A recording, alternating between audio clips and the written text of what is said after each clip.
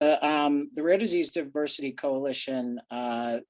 originated out of the Black Women's Health Imperative, and we were involved early on as RDDC was coming together. They've been an important partner in both helping to raise awareness about how communities of color in particular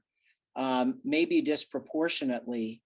underserved in rare disease. So rare disease is by its very nature a underserved population already, but when you start to think about the needs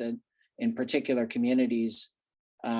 it becomes even more difficult for them perhaps to get access to testing that gets them to a diagnosis faster, or maybe get access to care and to get someone to listen in a way that allows them to get the quality of care that they deserve. So there's a host of issues that many of which still need to be explored and better understood,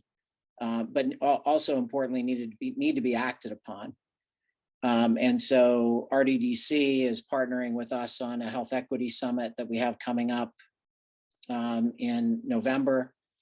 And that's really designed to do workshops and things that really point towards actions we can work on together as a rare disease community. And then also we're partnering with them on some work around things like family health history, which is an important aspect of what can often be missing from a conversation between a caregiver or patient and a clinician, that because the information isn't there in a form that can be readily shared, somebody might miss a fact, and that might cause them not to get diagnosed when they could or should be, and not get treated when they could or should be, or not participate in a trial when they could or should be. So actually, it's going to be in person in Philadelphia,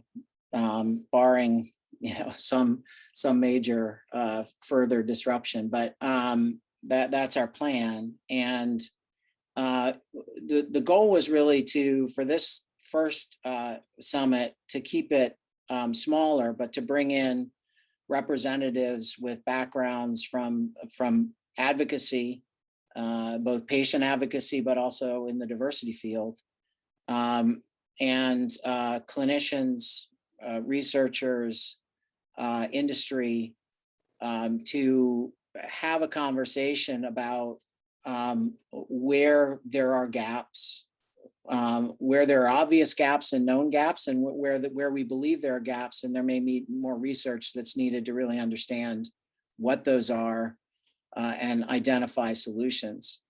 and then come out of that with a report and some recommendations that point us in the direction of next steps.